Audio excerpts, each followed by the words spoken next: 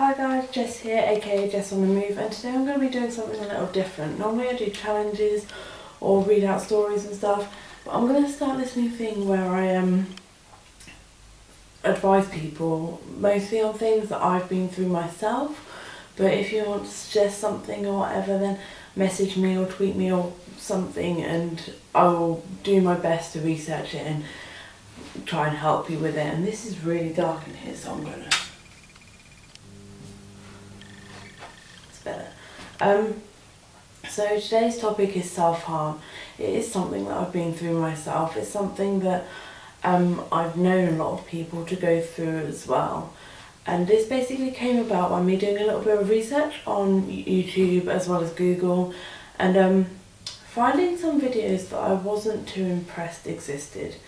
So this is why I'm going to talk to you about it now and try and help you if you're going through it, or try and help you if you know someone who is going through it, so that you can support them and support yourself in a way that means you won't do it anymore and you can get into a happier frame of mind. So with myself, I was in quite a dark place when I was about 11 or 12. I found that a lot of people around me were leaving, not just in that they weren't being my friend anymore or that they were moving away, but I found that there was quite a lot of people around me dying as well. And it was quite a weird time for me. I just didn't really know what to do with myself, and the only thing that I could do was blame myself for the things that were happening, even though it wasn't my fault. So I was feeling quite down, I was in quite a dark place, and a lot of my friends weren't actually helping or supporting me, or even just ignoring the fact that I was sad and going on as normal. They were just kind of saying that I need to get over it and stuff, which obviously isn't going to help. Saying stuff like that just makes people think, like, it made me think, get over it. Like, I was going through quite a dark time, so saying get over it, like, it's not as easy as just saying that. However, I did self-harm for about 5-6 years before I finally stopped. It wasn't a regular thing.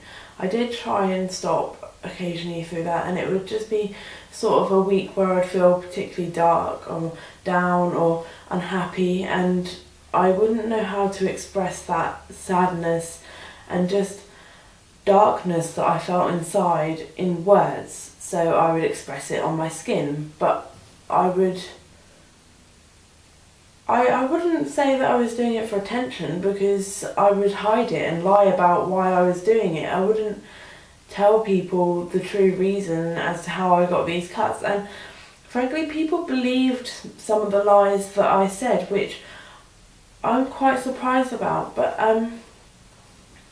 when people did find out, I got really quite uncomfortable, and I wasn't sure how to go about talking to people about how I was feeling, which is what they ultimately wanted me to do, but I didn't want to talk. I just wanted to be left to it. My parents found out that I was self-harming, and they weren't at all supportive. They didn't try and help me. They just basically said, you need to stop this, Jess. And that was the end of that conversation. That 2-second conversation was over, and I was left feeling a little bit confused, really, as to, you're always told that your parents are there to support you and to help you, but mine weren't. So, and whenever I sought out advice on the internet or anything, by saying what should I do to stop self-harming, it always said talk to your parents, but I didn't think that I could talk to them after that. And I haven't really spoken to them about anything serious that, or haven't actually spoken to them about anything serious like that since. And 11 or 12 is quite a young age to stop talking to your parents about serious things. I joined Sea Cadets in a time that I was happier, but having quite bad social anxiety as well. I didn't really make friends that easily at Sea Cadets. However, as time went on, I did make friends there, and these friends were some of the best friends that I have ever had, and still are some of the best friends that I've got now. And they supported me in a way that my parents weren't there to do, but because I was only seeing them twice a week, whereas I was seeing my parents every single day and my friends from school every single day, there were periods of time during that week where I would feel more lonely than I had before I had any good friends. But it was ultimately the people from Sea Cadets that did help me out of it. A lot of the time they were saying stuff like, promise me you're not going to do it again, and things like this, but I didn't find that helped a lot. What I found was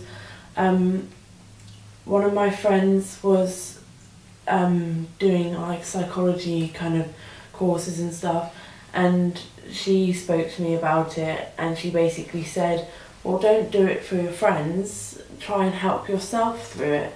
Do it for you, because you ultimately are the person that is most important to you, so you need to do it for yourself. And that kind of got me thinking that I did need to stop, because I was damaging myself.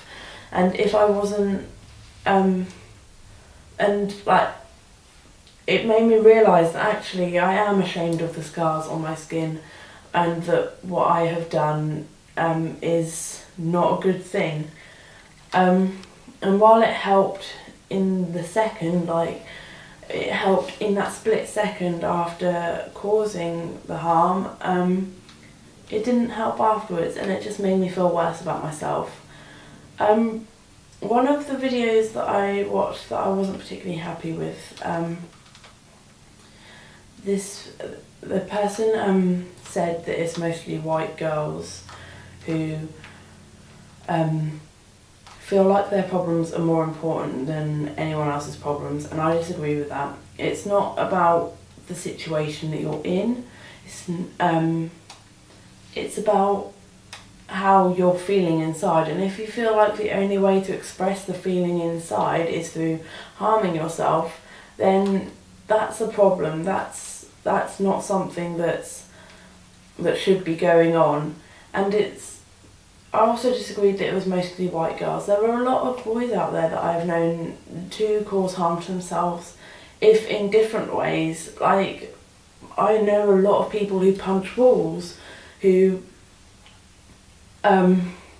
kick things, who beat things up to the point where they are where their fingers are broken and they've got bloody knuckles and stuff. That is self-harm as well.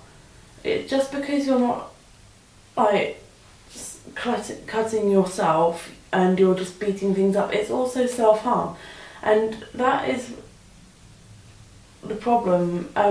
He was basically saying that black people in Africa have more problems than you do, but they don't self-harm.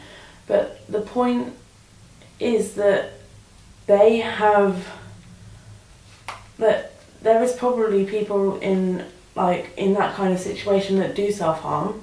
Just because we don't hear about it, because they don't have as much social media and media freedom as we do, doesn't mean that it doesn't go on. And I don't know, it just kind of got to me a little bit. Anyway, I'm going to give you some advice now on how to get out of this kind of thing. I've got some on my phone which might run out any second, but yeah.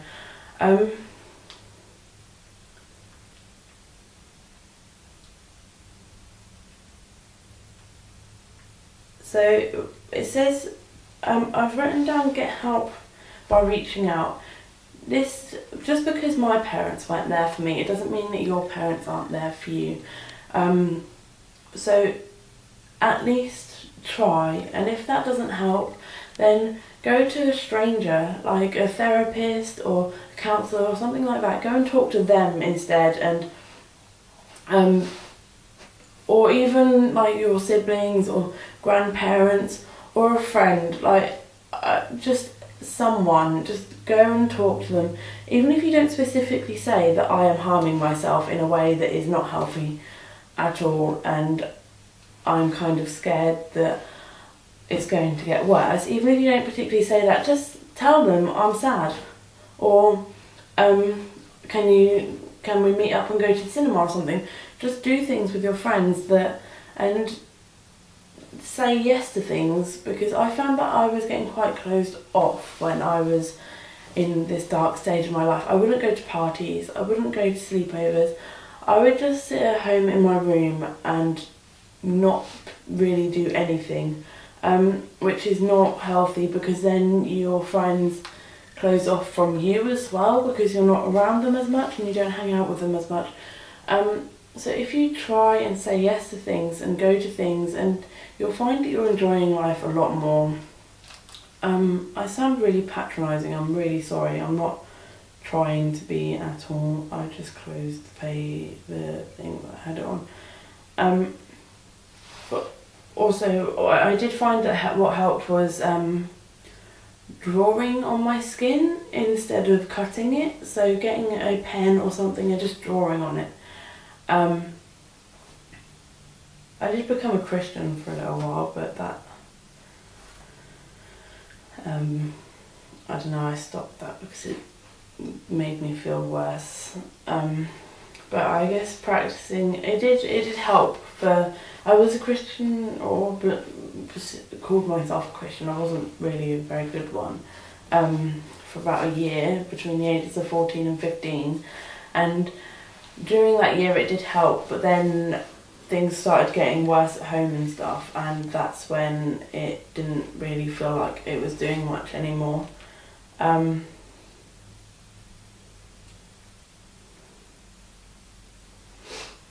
Yeah, so rather than cutting yourself to express your pain, find a new coping technique. I wrote stories, I wrote poems, I cleaned my room quite a lot. So find something that's not harmful to you, or something like some of the poems that I wrote were quite angry, and it expressed how I felt about things in a way that I didn't know that I could do. But if you write them and then write down your feelings and burn them or something, find a new way to cope that's not detrimental to your body, but helps.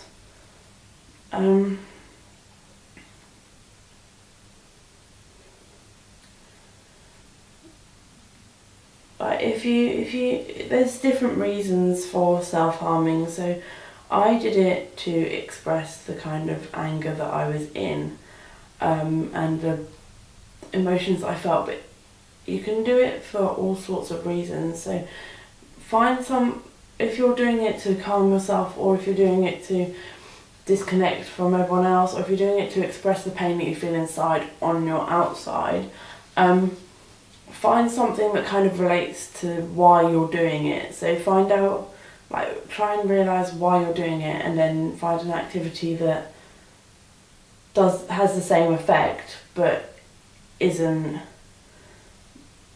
called, you're not self-harming because of it. So if you self-harm to calm yourself, or if you then instead of self-harming, go and have a shower or a bath, or put on some soothing music and just relax, anything like that. And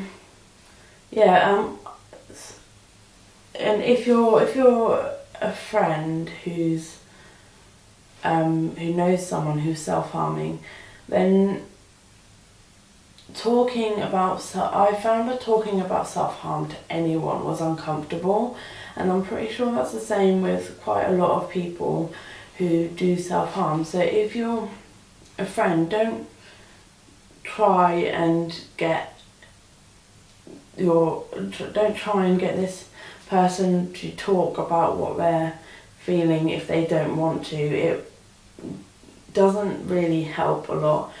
Instead, just be there for them in other ways. So like invite them to stuff, make them feel involved, because a lot of my friends kind of started to ignore me a little bit, thinking that I was some kind of creep or weirdo, or like I was a freak, and I started to associate that with myself as well. So instead, just try and like include your friends, even if they don't go. Still let them know that they are welcome to join in any time that they want to. Yeah, and I think that's about it. I'll probably, if I think of any more things, I'll probably do a part 2 to the self-harm one. So yeah, I just stay strong, and I really hope that things get better for you in the future, because I know how hard it can be, and just know that this is going to sound really cheesy and corny, but it does get better. It really does. I'm happy now, and that's thanks to the people that I've met along the way, and different changes in attitudes. You learn new stuff as you go along in life, and that kind of changes you, and that's something that you need to still be around for. So thank you for watching, and I hope you enjoyed this video, and I'll see you next Wednesday for something a little bit more upbeat, I hope. Alright, bye bye.